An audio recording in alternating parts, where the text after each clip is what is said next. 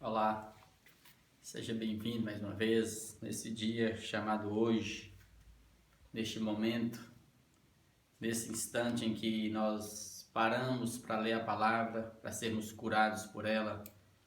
Então eu te convido para, com muita disposição, reunidos os que estão próximos de você, abra sua Bíblia, abra o coração em gratidão a Deus por esse momento, pelo dom da vida, por esse milagre de estarmos existindo, amanhecendo e entardecendo na presença do Senhor. Então vamos lá então, esse capítulo é muito interessante e é longo, são 33 versículos, quizá a gente consiga vencer o capítulo 10 hoje e lê-lo todinho, mas tem muita informação boa e tem muita aplicação, então veja o vídeo todo, é muito enriquecedor e vai clarear nossa mente e vai produzir cura na nossa alma, em nome de Jesus. Então vamos lá no poder do Espírito, buscando essa graça, essa unção do Espírito para interpretarmos corretamente a palavra. Diz assim, amados, primeira carta aos Coríntios, capítulo 10, ora, irmãos, não quero que ignoreis que nossos pais estiveram todos sobre a nuvem e todos passaram pelo mar, tendo sido todos batizados, assim na nuvem como no mar, com respeito a Moisés. Todos eles comeram de um só manjar espiritual e beberam da mesma fonte espiritual, porque bebiam de uma pedra espiritual que os seguia, e a pedra era Cristo. Eu quero que você preste atenção aqui, porque Paulo vai pegar a história dos antepassados dele, dos pais dele, da história judaica. Quando ele fala nossos pais, ele se refere à história dos judeus, né? Não os pais de todos os coríntios, não, mas da história judaica. E ele vai colocar ele vai trazer como exemplo os judeus para que os coríntios não repitam aqueles erros no processo, que era justamente o que estava acontecendo. Os coríntios, nascidos em Cristo, estavam cometendo os mesmos erros que os judeus cometeram em relação a Deus no passado. E aí eu quero chamar a atenção de vocês porque Paulo começa dizendo assim: ora, irmãos, não quero que ignoreis que nossos pais tiveram, todos sob a nuvem, todos passaram pelo mar, tendo sido todos batizados, tá certo? Todos eles comeram de um só mamar e todos beberam de uma mesma fonte espiritual. Então, olha a expressão todos. Então, ele está trazendo alusão àquele momento que aquele povo, Deus tira aquele povo do deserto e os faz peregrinar no deserto. E todos eles estiveram debaixo da nuvem da Shekinah de Deus, da glória de Deus. Durante o dia, a nuvem os guardava do sol escaldante. E todos estiveram debaixo de uma coluna de fogo à noite, aquecendo-os.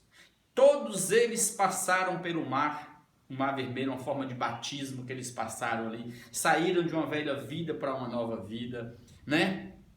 Foram batizados tanto na nuvem como no mar com respeito a Moisés. E diz mais ainda que todos eles comeram de um só manjar espiritual, de um pão espiritual. O manjar que é o pão que veio do céu, caía do céu.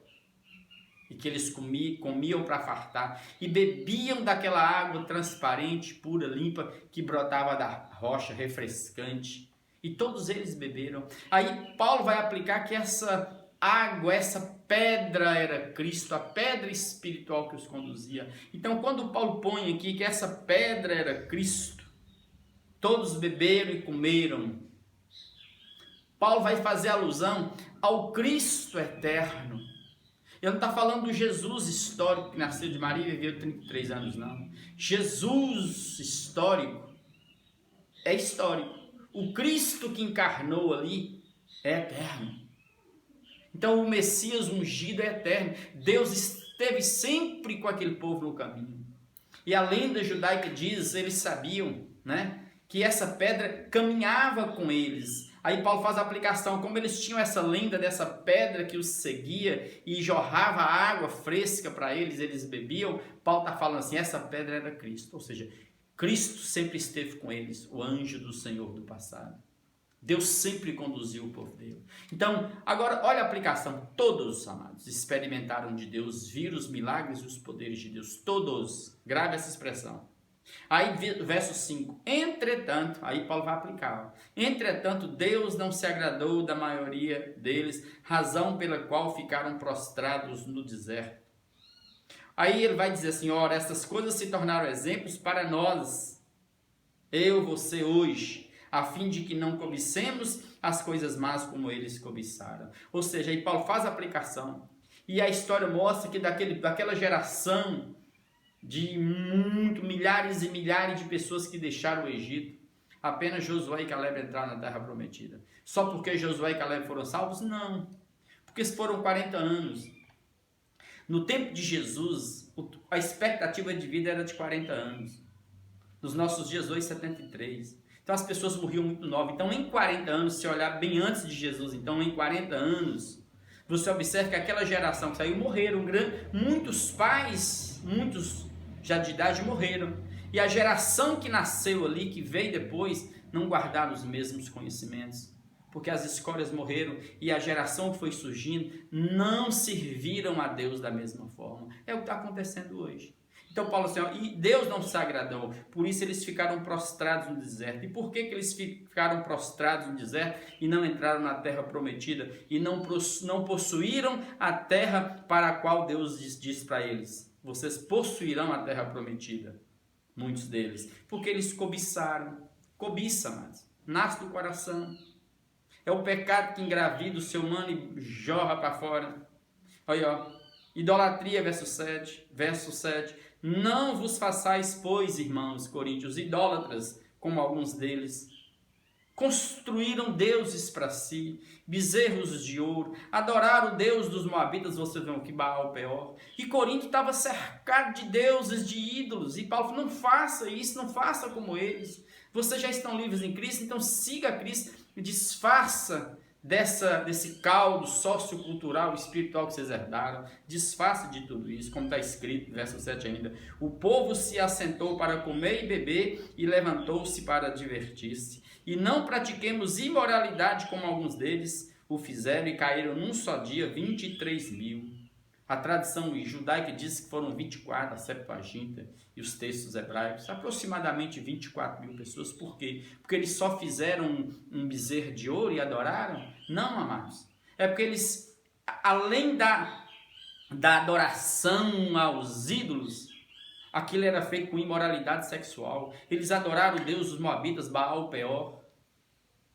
E pegavam as mulheres e entravam em prostituição. A imoralidade que é isso.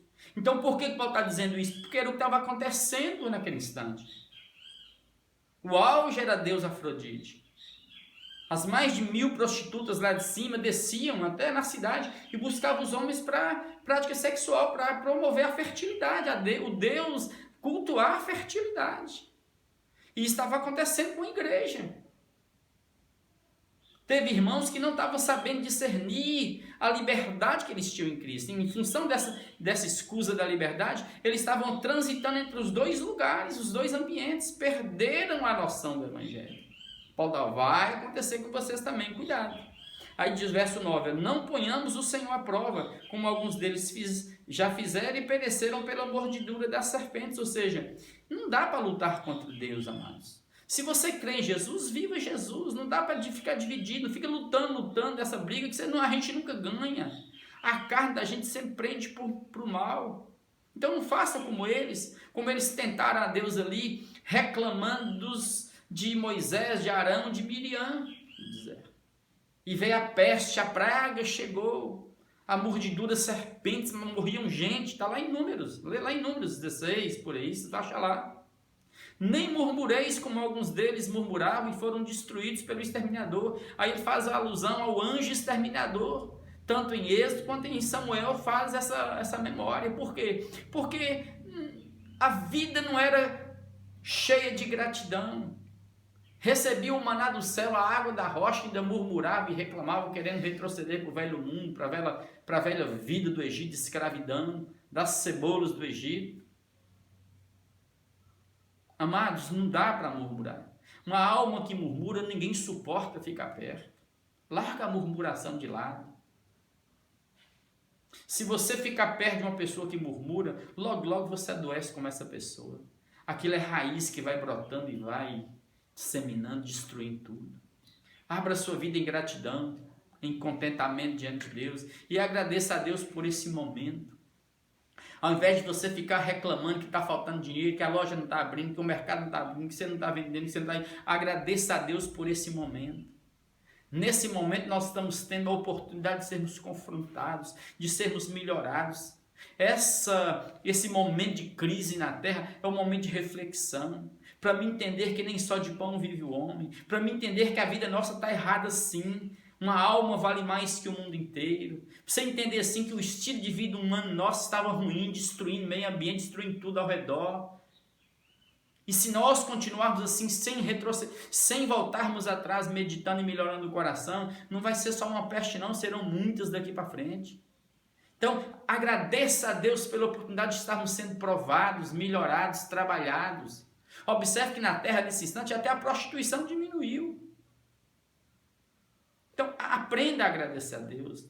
Aí Paulo, no verso 11, diz, essas coisas lhe sobrevieram como exemplos e foram escritas para a advertência nossa, minha e sua, de nós, sobre quem os fins dos séculos têm chegado. E quando Paulo fala isso, está fazendo alusão de que Jesus veio, morreu, ressuscitou, subiu aos céus. Pronto.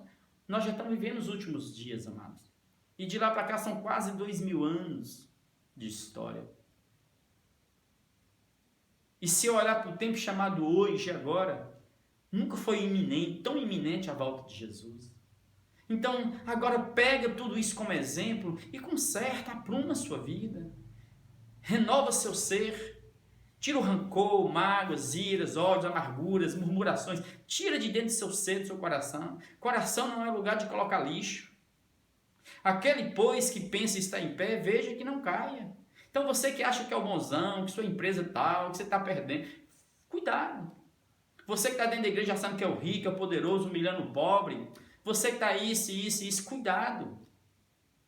Para cair é daqui para aqui, daqui para ali. A vida da gente é como um sopro, é como a nuvem, é como a neblina, é como a flor da erva.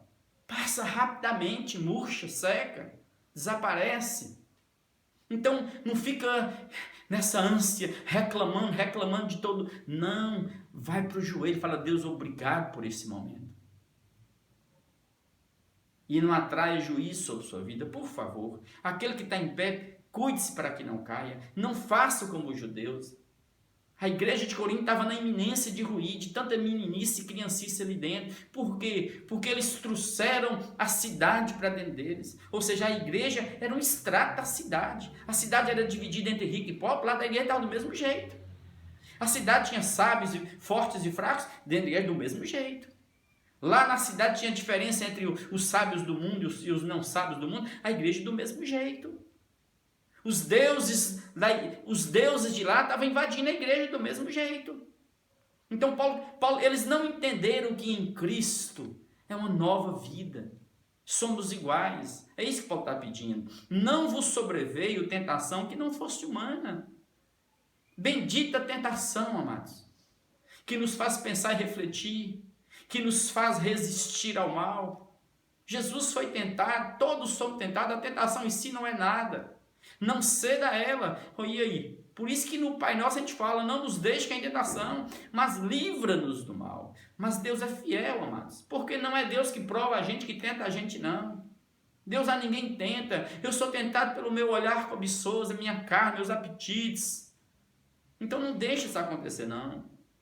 Deus é fiel e não permitirá que sejais tentados além das vossas forças. Pelo contrário, juntamente com a tentação, Deus vos proverá o livramento, de sorte que a possais suportar. Nós vamos vencer, vamos suportar, vamos ficar mais fortes, mais crentes, mais cheios de Deus, mais amorosos, mais misericordiosos. Agora, se passar por uma crise como essa, reclamando, murmurando, querendo que a vida continue do mesmo jeito, não tem como.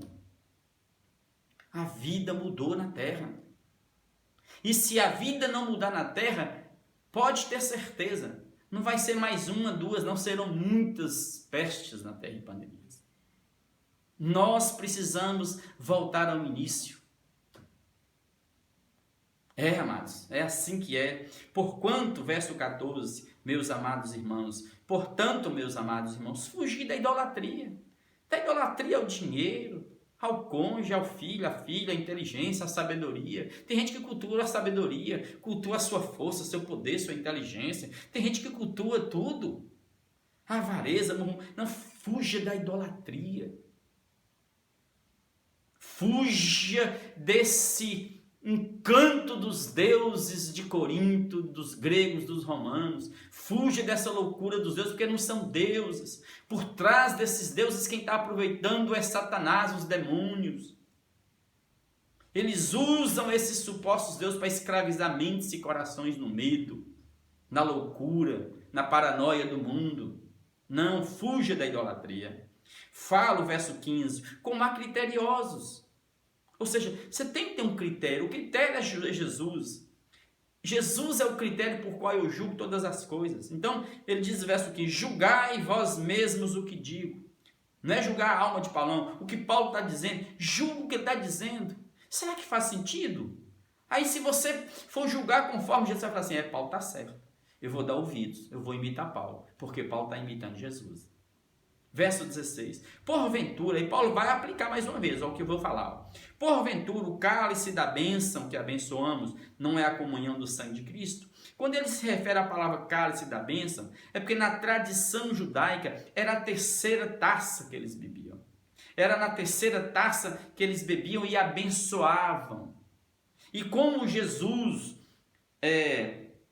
instituiu a ceia num momento de Páscoa, então Paulo está dizendo justamente isso. Ele está falando dessa Páscoa, dessa ceia que Jesus instituiu. E ele não está falando aqui de que o vinho, o pão, vira o sangue e a carne de Jesus, não. Quando Jesus institui a ceia, amados, Jesus ainda estava em vida, nem tinha acontecido ainda o Calvário. Então, por favor, isso aqui é só uma metáfora forte de como Jesus apontava para o sacrifício dele.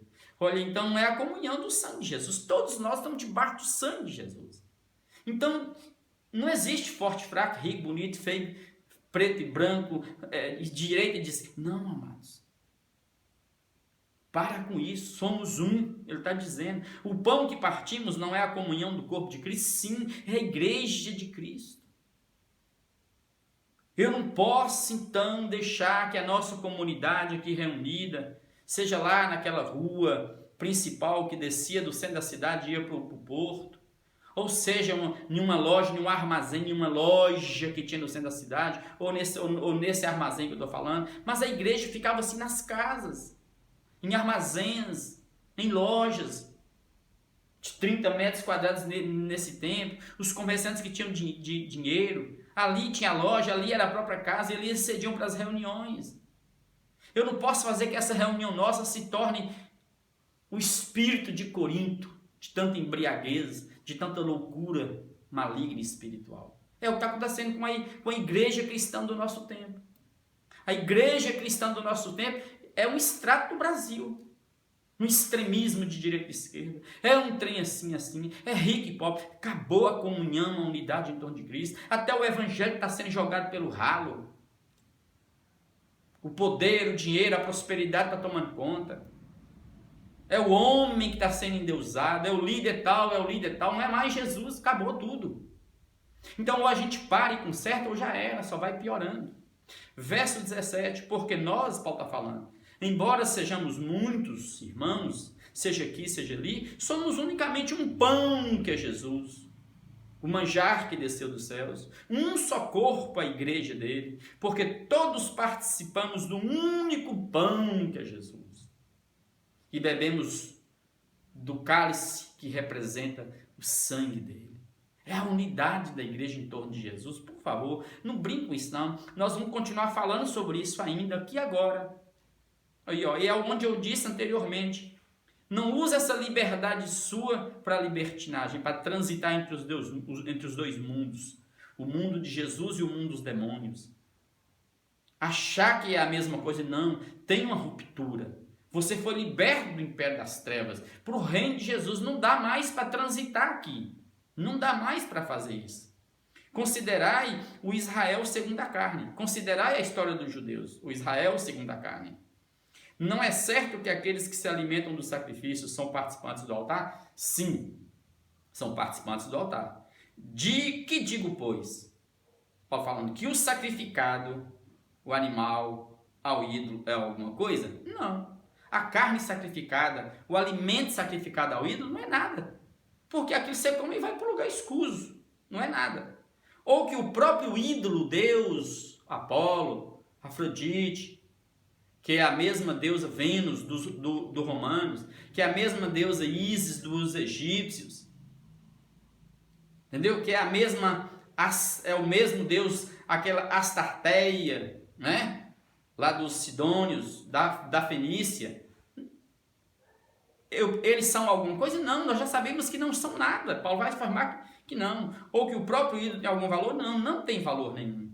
Antes, digo, que as coisas que eles sacrificam, aquelas carnes, comidas que os humanos estão sacrificando ali, observe, é a demônios que estão sacrificando, e não a Deus. Porque não existe esses deuses. Digamos que nós façamos de Paulo, que escreveu essa carta, um Deus. Um homem que pode intervir, curar, até os dias de hoje. Ele está morto, está lá no céu, Paulo. E então eu estou aqui fazendo um sacrifício para Paulo e chamo um tanto de gente para ser adorador de Paulo. Aí nós vamos fazer os sacrifícios, faz isso, faz comida, faz carne. Gente, Paulo não está recebendo nada disso. Paulo, onde ele está na presença de Deus. Está na glória com Cristo. Quem está aproveitando de tudo isso dessa ignorância espiritual das pessoas, desse mundo de Corinto, desse momento, são demônios que estão por trás de tudo isso, construindo e inventando seus deuses, porque deuses não há só um. É isso que a nossa ficha tem que cair. Buda, Maomé, onde quer que eles estejam, eles estão. Eles não têm mais o poder de interferir neste mundo. Se tem alguma coisa espiritual interferindo neste mundo, são demônios, não são espíritos de homens, de mulheres que morreram, não, já acabou isso. Então o que está por trás disso aí são demônios. Então Paulo está falando assim, não use essa sua liberdade para transitar entre as duas mesas, não. Porque aqui nós estamos comendo pão e bebendo vinho, cálice, na presença de Cristo que nos ressuscitou. Quando você transita para cá, tem demônios por trás disso aqui. Então você tem que ter o cuidado, Paulo está dizendo. Não dá para sacrificar os dois. E eu não quero que vos torneis associados aos demônios. Não podeis beber o cálice do Senhor e o cálice dos demônios. Não podeis ser participantes da mesa do Senhor e da mesa dos demônios. Ou provocaremos zelos no Senhor. Verso 22. Somos acaso mais fortes do que Deus? Não, não somos. Amados, deixe-me contar com muito carinho um testemunho que eu tenho para vocês aqui. Eu evangelizei uma pessoa chamada de macumbeira, eu nem gosto de usar essa palavra não, durante um ano na casa dele. Reuni a família, a esposa, filhos, pessoas que comungavam com eles lá no centro. E durante um ano eu evangelizei, alguns frutos nasceram ali.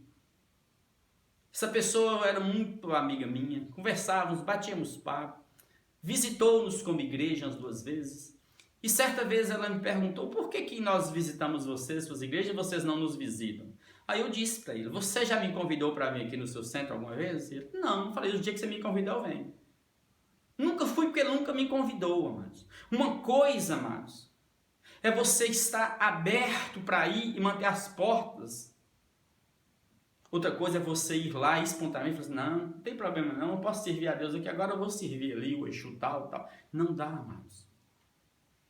Uma coisa é você ser judeu para ganhar o judeu, se fazer judeu para ganhar o judeu, como Paulo fez. Como eu já fiz com muita gente. Um outro exemplo aqui, meus vizinhos, alguns conterrâneos de Pedra Grande, eles reúnem quinzenalmente, mensalmente, reúnem com família, com casais, levam os filhos, e ali eles comem, eles assam carne, eles bebem, eles dançam, e nos convidaram, a mim e a minha esposa. Nós não perdemos um. Sorrimos com todo mundo, batemos papo com todo mundo, eles bebem o que eles quiserem, eles falam o que eles quiserem, dançam como quiserem, eu participo de tudo, eu perdi minha unidade em Cristo. Não, amados, eu não estou fazendo a mesma coisa que eles, eu estou lá como sociedade, para ganhá-los, para mostrar para eles que o evangelho é mais. E aí, amados, as portas são muitas. É uma oração aqui, é alguém que faz festa de casamento, de aniversário de casamento, falou, mas leva a palavra e ora. As portas se abrem, eu me fiz gentil para com o gentil, com o fim de ganhar o gentil, mas eu sei que eu não estou sem lei, eu tenho a lei da graça, a lei de Cristo. E por que eu participo? Porque eu sei quem eu sou em Cristo e eu sei quem é Cristo para mim. Então eu estou decidido e resoluto, estou fechado com Jesus e pode me convidar para onde for que eu vou. O que não pode é eu, Mazinho, sair aqui agora, vou ali no centro tal, vou fazer um sacrifício tal. Aí não tem jeito. Não dá mais para fazer, é isso que Paulo está dizendo. Então eu tenho que saber usar a minha liberdade daqui para frente. Fique atento, eu só estou te dando essas opiniões, esses dados, para você perceber isso e discernir isso. E é isso que a gente tem tentado falar nesses dias. Agora, se você vai numa reunião dessas, como eu vou, com meus vizinhos aqui, meus amigos, são todos gente boa. Aí eu fico no pé do ouvido, isso é do diabo. Não bebe senão que você vai para o inferno. Olha, essa carne está comendo, e você comer, você vai para o inferno. Oh, meu Deus, fechei as portas. Não tem mais acesso. Então Paulo tinha essa inteligência. Você pode observar que os nomes de pessoas que Paulo cita aqui na carta dele, principalmente aqui em Corinto, eram pessoas que tinham um grau social e financeiro alto. Ele vai falar de Crispo, que era chefe de sinagoga, só era chefe de sinagoga quem era rico. Ele vai falar de Sóstenes, que também era um ex-chefe de sinagoga. Ele vai falar de Erasto, que era um líder da cidade. Ele vai falar de Chloe. Chloe era uma mulher rica que tinha comércio em Corinto, em Éfeso, e transitava de lá para cá. Ele tinha acesso, mas Paulo sabia quem ele era em Cristo.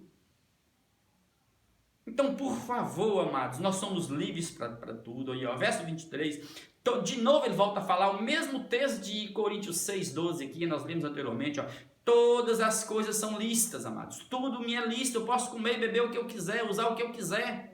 Mas nem todas elas me convêm, não convém não, por conta do amor que eu tenho ao irmão, ao outro. Todas as coisas me são lícitas, mas nem todas edificam, por favor. Tem coisas que são lícitas, mas não me edificam. Me é lícito comer aqui agora 2 kg de carne de uma vez? Mas se eu comer 2 kg de carne não vai me edificar, vai me matar. Então tudo na vida tem limite, não tenta Deus, não ponha Deus à prova. Lembra quem você é em Cristo. Ninguém busca o seu próprio interesse, e sim o interesse do outro. Não sou eu em primeiro lugar, é o outro. Não é o meu dinheiro, não é a minha loja, não é o meu comércio. Esse é um momento de crise, eu tenho que pensar no outro, no meu pai, na minha mãe, no meu tio, na minha tia, que tem 70, 80, 90 anos. Eu conversei isso com minha irmã Rosália ontem aqui em casa, que veio me visitar. Junto com a filha dela, com a minha filha, com minha esposa. As pessoas perderam a noção do evangelho. Os chamados cristãos desse tempo perverteram tudo. A mente está em outro lugar. Esse é o momento de crise na terra, como a Bíblia diz. Vai para o seu quarto, chora diante de Deus e espera o maná do céu. Pensa no outro, ame o outro, sirva o outro. Comer de tudo que se vende no mercado, como eu falei. Parte da carne dos mercados era sacrificada. Aí, ó. E parte das carnes que iam nos templos e que até essa parte daquela comida ficava com um ofertante, ia trazer para casa, eles faziam as festas em casa e grande parte vendia também. Está aqui, ó, comer de tudo que se vende lá no mercado, sem nada perguntados por motivo de consciência. A sua não, a do outro. Não preocupa com a sua não, você é livre para você comer o que você quiser. Paulo está dizendo comer de tudo, beber de tudo, fazer o que você quiser. Mas pensa no outro, quer ver? A consciência do outro. Porque do Senhor é a terra e a sua plenitude, é que eu disse. O boi que oferta, tudo que faz é de Deus, a água é de Deus, o vinho é de Deus, a cana é de Deus, a uva é de Deus, não tem nada do diabo não, gente. Não tem ídolo que criou nada não, tudo é de Deus, por isso que eu agradeço, com gratidão tudo volta para Deus. Se algum dentre os incrédulos, tá vendo?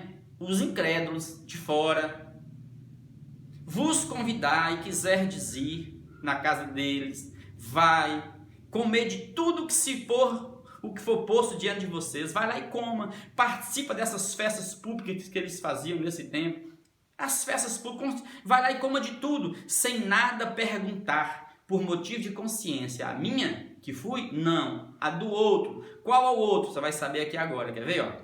do outro. Porém, se alguém vos disser, esta comida, essa carne é coisa sacrificada ao ídolo tal, aí ele diz, não comais.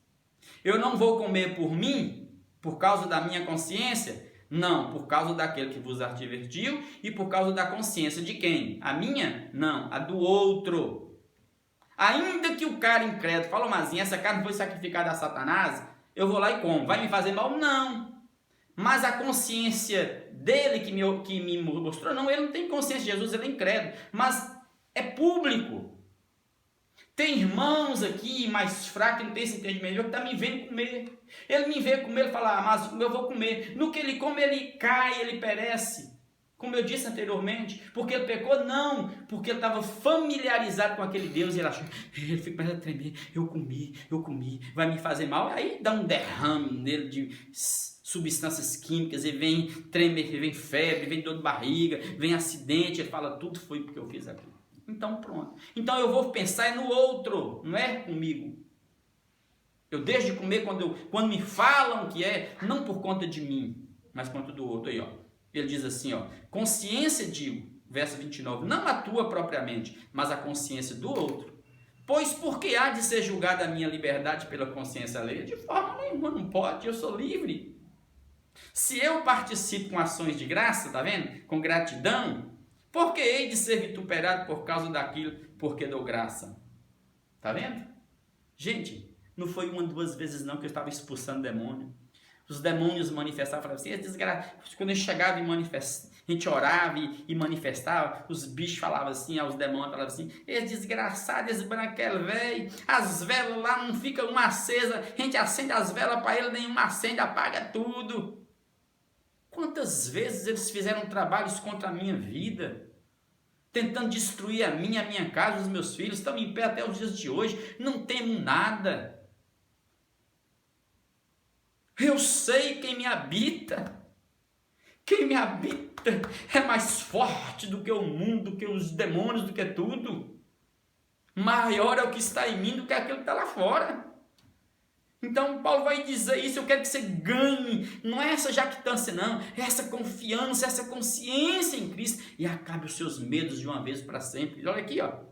Verso 30, portanto, Paulo vai encerrar, quer comais, quer bebais, ou façais outra coisa qualquer, fazei tudo para a glória de Deus, com gratidão a Ele, não vos torneis causa de tropeço, nem para judeus, nem para gentios, nem tampouco para a igreja de Deus. Então, se tem um irmãozinho mais fraco, que está mentado comigo ali, eu vou comer aquilo que falaram para nós que é sacrificado? Não, por conta de mim, por conta do outro, por amor a Ele. Então, esse é mais um exemplo de que um momento de crise como o Brasil vive, o mundo vive, um empresário rico, poderoso, que está perdendo dinheiro, que gente está ficando desempregado, ele não tem que pensar nele, no lucro dele não, ele tem que pensar na alma, no mais fraco, naquele que está em casa com 90 anos, que se pegar um Covid já era, perdeu.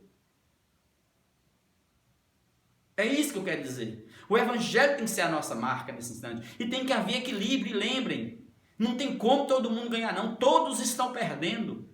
Mas se nós nos unirmos nesses momentos, todos também ganham. Esse é um momento de unidade. Está escrito.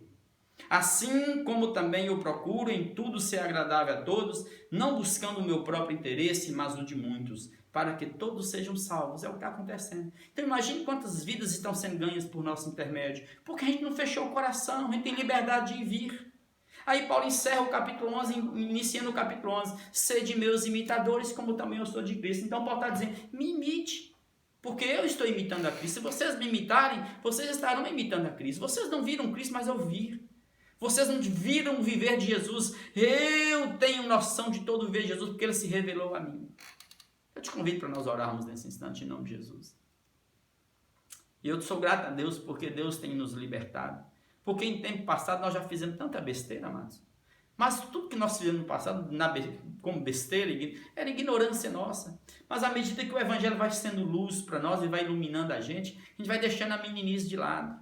Então é hora de nós nos unirmos e orarmos. E mais uma vez eu te convido para clamar aos céus agora, para que Deus destrua cadeias e grilhões, e que esses principados, está vendo? Esses demônios que se servem desses sacrifícios, desses ritos paganos, sejam destruídos todos, e que sua casa nunca mais participe de nada dessa forma. Que você não sacrifique mais nada a Deus nenhum, a ídolo nenhum, porque Deus só tem um, é aquele a quem nós servimos, e nós estamos unidos no corpo e no sangue de Jesus. Pai, o Senhor está aqui nesse lugar, nessa casa de oração. O Senhor habita, e nós somos o Senhor em todo o tempo. O Senhor está agora nessa casa de oração que está conosco em oração. E nós agora, Pai, nos fazemos um contigo em oração, no poder do Teu Espírito. E te pedimos, Pai, que o Senhor visite aqueles que estão fracos e abatidos. Daqueles que estão, Pai, idolatrando os ídolos deste mundo, dinheiro, Pai. Idolatrando a si mesmo, pensando nos seus próprios umbigos, quebra os grilhões. Visite-os agora no poder do Teu Espírito, Pai. Sopra o vento nessa terra, Pai, e liberta-nos. E faz-nos mais amorosos. E ajuda-nos a não enxergarmos apenas o nosso seio, o nosso umbigo, o nosso ventre, mas percebermos a dor do outro e entendermos que agora é hora de cuidarmos uns dos outros. Abençoe o que está fraco e abatido, aquele que está deprimido, aquele que está machucado, aquele que está se sentindo, Pai, psicologicamente perturbado por vozes, por esses seres do passado, demônios do passado. Destrua, Pai. Quantos ainda têm pesadelos, sonhos horríveis, Pai? E é fruto do medo, Pai. Nós te pedimos que o Senhor liberte essa mente, essa alma atribulada. Sim, Pai, e no poder do Teu Espírito, na unção e na autoridade que o Senhor nos deu como servos, como discípulos, como líderes do Senhor, para servir o irmão, nós ordenamos agora que toda força maligna nessa casa, nessa mente, todo pacto do passado, todo vínculo familiar com esses ídolos do passado, que sejam quebrados, todo resquício, se existe ainda uma obra maligna que ainda prevalece e que carrega grilhões, que em nome do amor, Pai, essas obras caiam, que essas vidas sejam livres, cura os enfermos, liberte o cativo, farta a dispensa do que está, oh Deus, nesse instante necessitado.